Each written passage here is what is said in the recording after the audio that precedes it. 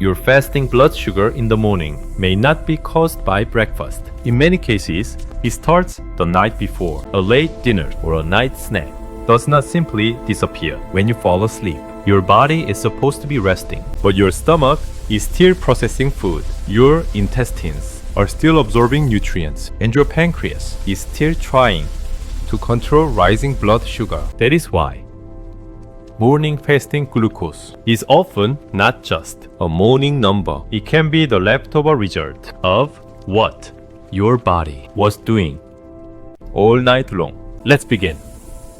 In the stomach.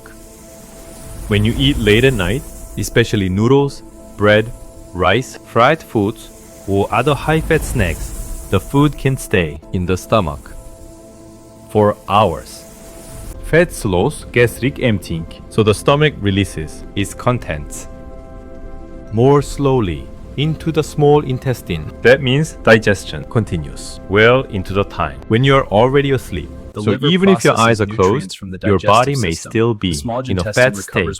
Once that food reaches the small intestine, carbohydrates are broken down into glucose. Fats are broken down into fatty acids and glycerol. Those nutrients then pass through the intestinal wall and enter circulation. This is the key problem with late night eating. Absorption keeps going during sleep. So, blood sugar may stay elevated much longer. Then people realize the absorbed glucose first travels to the liver. Some of it is stored, the rest enters the bloodstream and raises blood sugar. As blood sugar rises, the pancreas senses that change. Beta cells release insulin. Insulin tells muscle and fat tissue to take glucose out of the blood, and it tells the liver to reduce its own glucose output. During the daytime, this system usually works more efficiently. At night, it does not. At night, insulin sensitivity naturally drops. In simple terms, the same meal is harder for your body to handle at 10 p.m. than at 10 a.m. So your pancreas has to work harder. It has to release more insulin to manage the same amount of glucose. What should have been a routine job becomes overtime work. That is one reason blood sugar after a late dinner often rises higher and stays elevated longer. If this happens once in a while, your body may recover. But when late dinners and night snacks become a habit, the stress starts to build. The pancreas is pushed to keep working in a time window when the body is biologically less prepared for glucose handling. Over time, beta cells may experience oxidative stress and inflammatory strain. Insulin release patterns can become less efficient. That is how a timing problem can slowly become a metabolic problem. Now let's look at the liver. Because the liver plays a major role in morning fasting blood sugar near dawn, the liver normally releases glucose into the bloodstream. This is part of normal physiology. Your brain and body still need fuel while you sleep. But if blood sugar stayed elevated late into the night and insulin signaling has already been disrupted, the liver may not respond normally. Instead of shutting down glucose output efficiently, it may continue releasing glucose into the bloodstream. So now you have two things happening at once. Leftover effects from late night absorption and fresh glucose coming out of the liver before sunrise. That combination can push morning fasting blood sugar higher. This is why fasting glucose is often misunderstood. People think it only reflects what they did that morning. But in many cases, it reflects what happened the entire night before. A late dinner at 9 or 10 p.m. can extend the fat state into sleep.